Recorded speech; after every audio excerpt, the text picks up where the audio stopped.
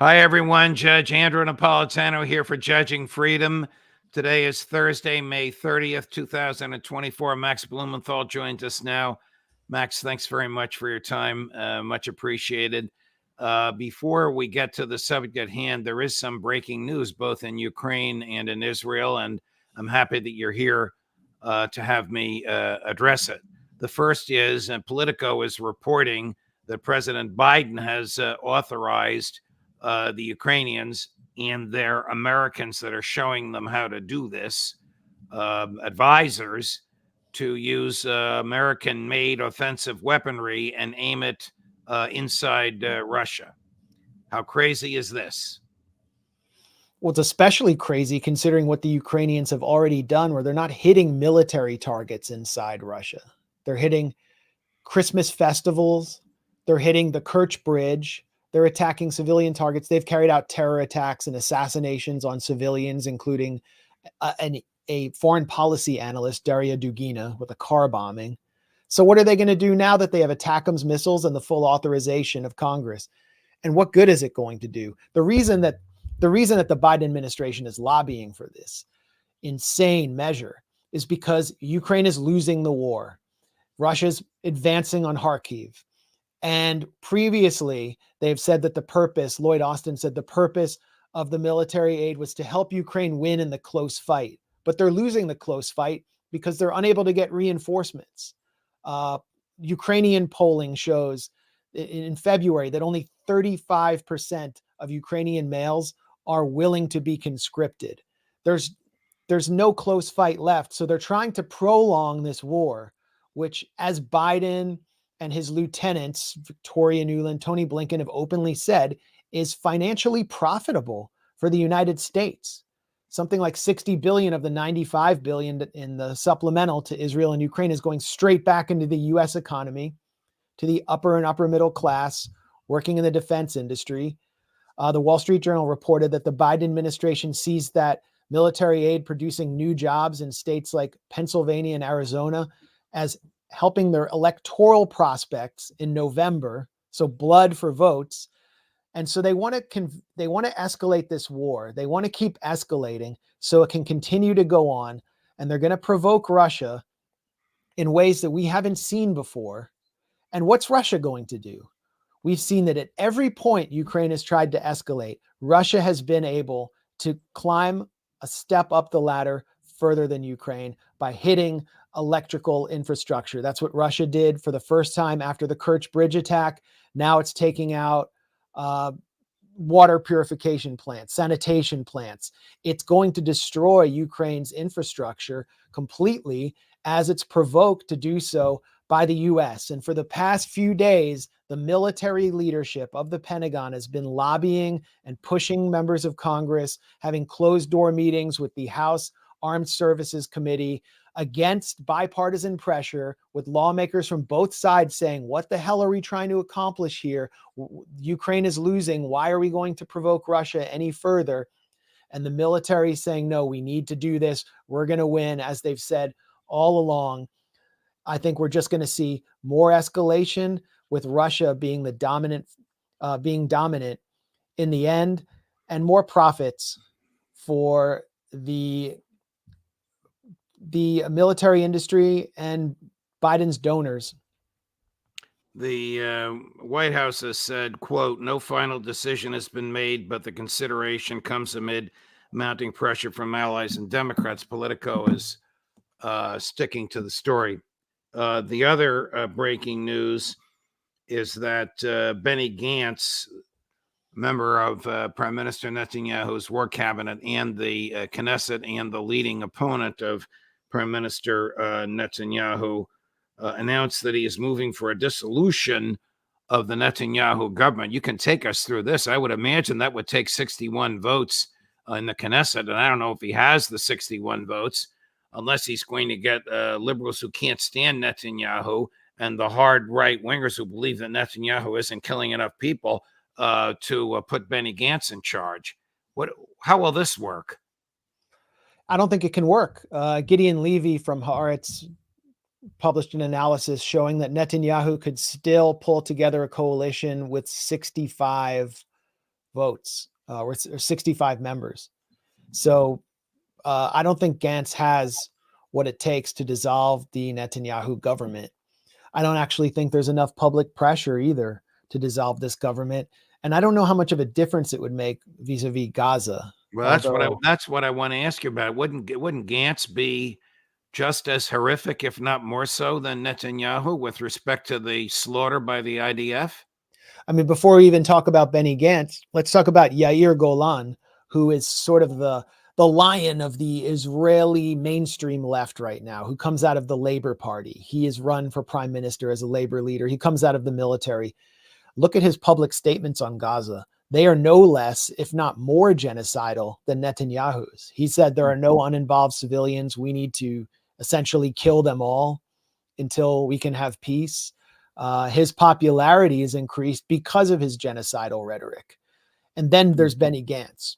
When he campaigned for prime minister, first campaign for prime minister, he ran an ad, something like only strength wins, or only the strong survive. And footage was playing with dark music, footage of the destruction of Gaza from the military campaign that he presided over in 2014, when entire neighborhoods were completely destroyed and wiped off the map when he was Army Chief of Staff. So Benny Gantz is actually someone who was supportive of a strike on a massive campaign against Lebanon after October 7th. So these are not doves. These are not peaceniks. The only difference they might have with Netanyahu is on how to handle the hostages issue.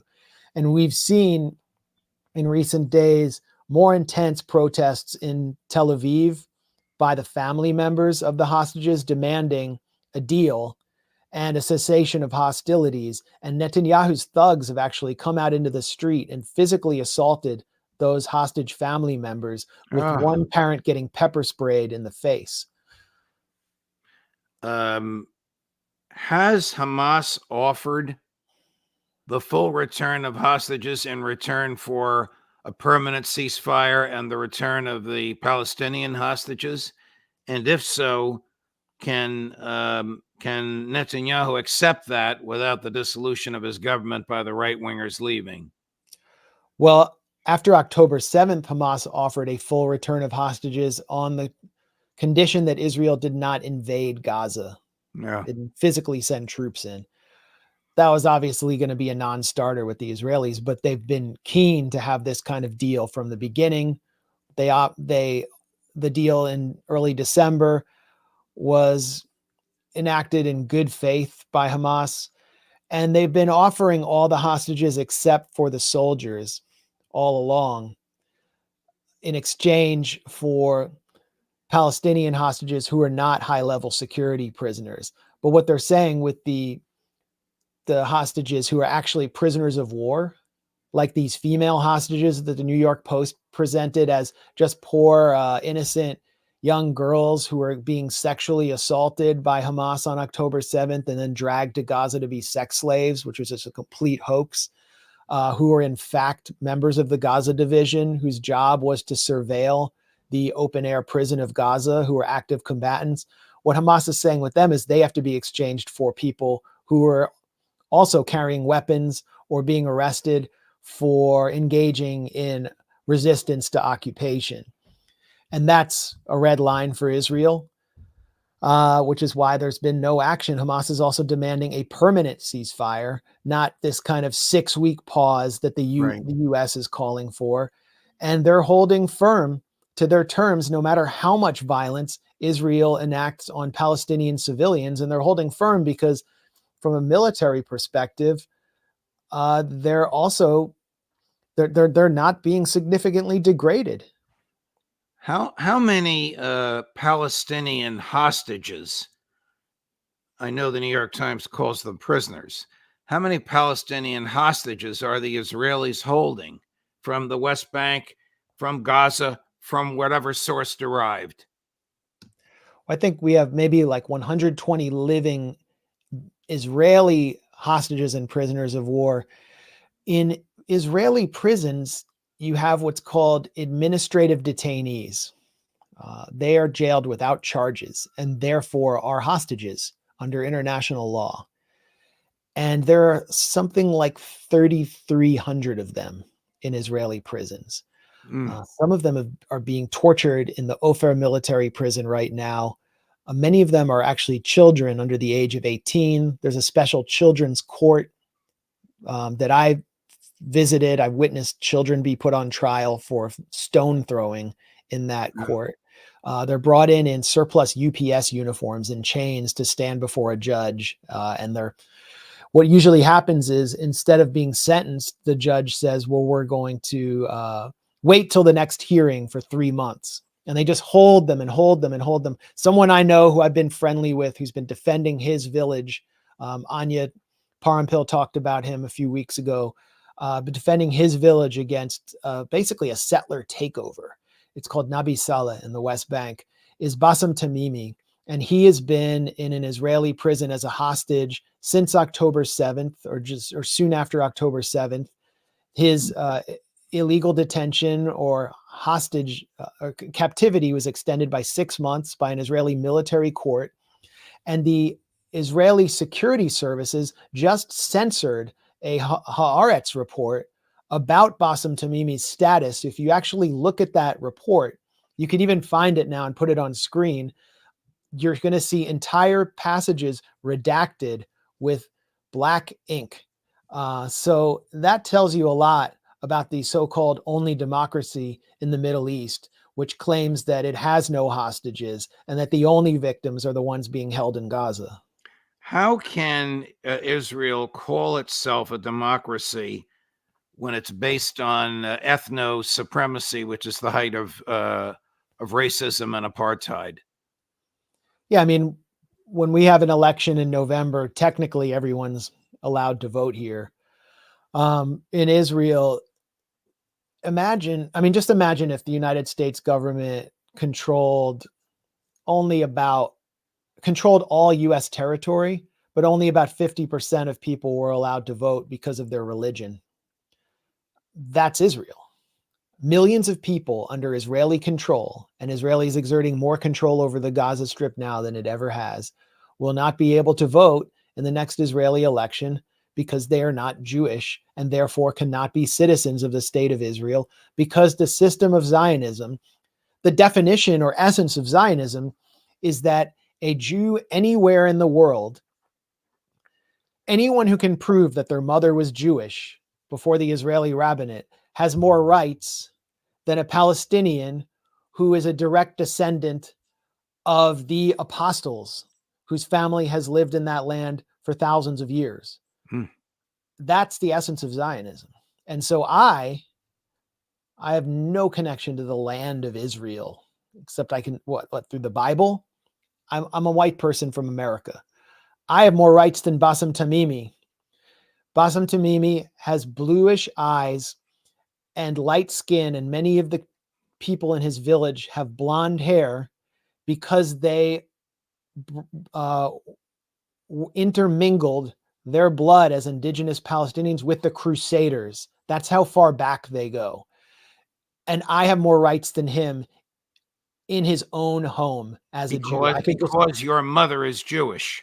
Because my mother's Jewish. And all I have to do is come to Israel, to Ben Gurion Airport, tell the lady who asks, are you Jewish, at the customs line.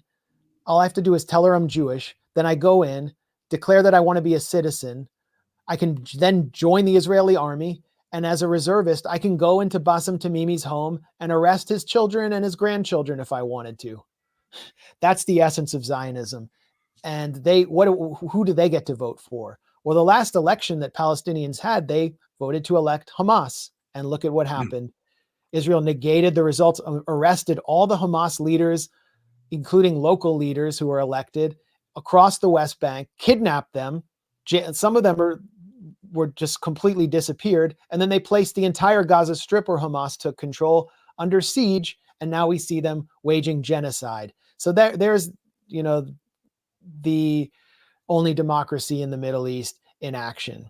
What cultural powers pull or cultural forces pull the levers of power in Israel? Question one. Question two, does the vast majority of Israelis accept Zionism, this apartheid form of government? And question three, doesn't Zionism harm Jewish people for the reasons you just articulated?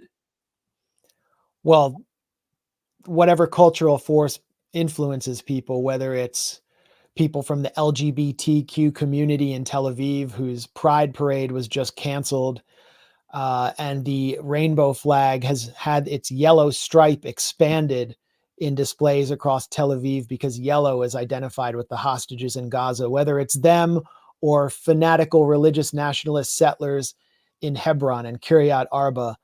They all tend to believe that if they give 1 inch to the Palestinians, the next Holocaust will take place. And they need to display total ruthlessness because they are settler colonists and they have nowhere to fall back to if the Palestinians gain any sovereignty.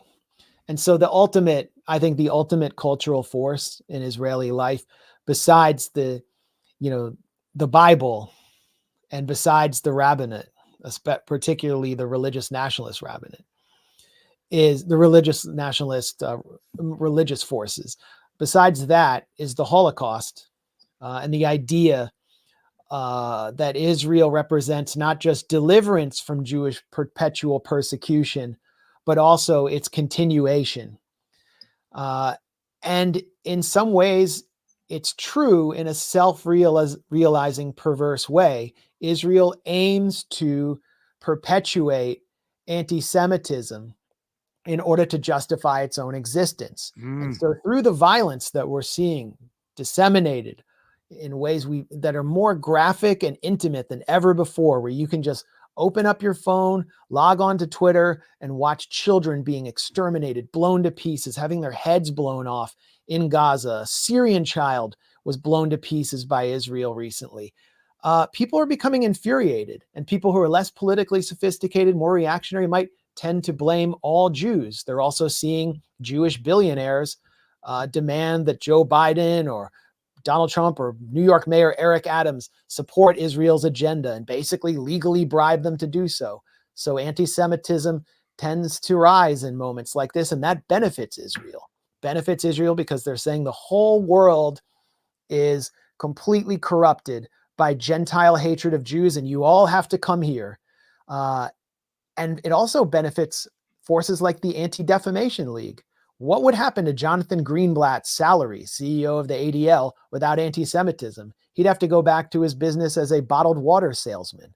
So Zionism is the ultimate engine for anti-Semitism, and anti-Semitism is the fuel for Israel's occupation genocide machine. Are American liberal Jews, friends that you and I have that live on the Upper West Side of Manhattan, are they Zionists? I mean, there are different kinds of Zionists, but those of the baby boom generation tend to be. I was reading Bob Kuttner, editor-in-chief of the American Prospect, a real progressive economic populist, someone I've known almost my whole life, right? That today anti-Semitism is on the rise because criticism of Israel is growing too extreme. And he never defines what anti-Semitism is. He equates, obviously psychologically, he equates opposition to Zionism or rejection of Zionism with anti-Semitism.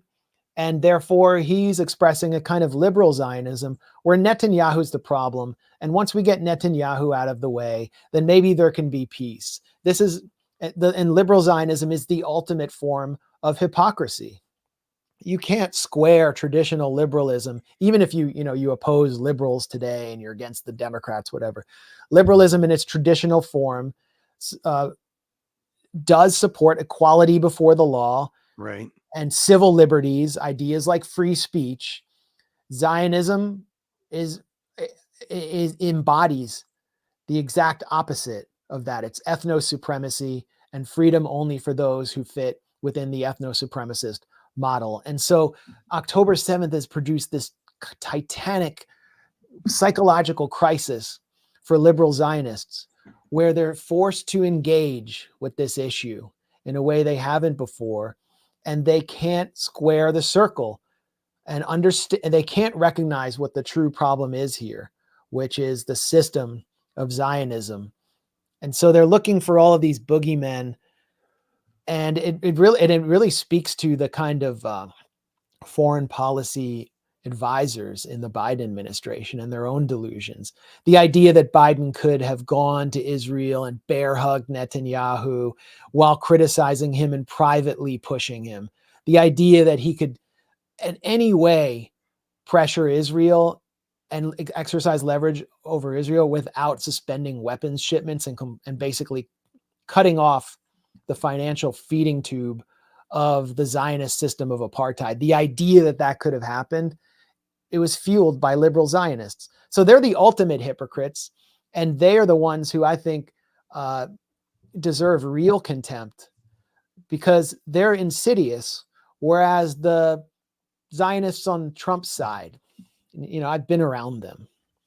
They're just pretty open about what they want, just like the fascistic forces in Netanyahu's coalition. Like, they openly support full ethnic cleansing. They're openly calling for dumping Palestinians into the desert in Egypt, if not killing them all. So at least we know what they are.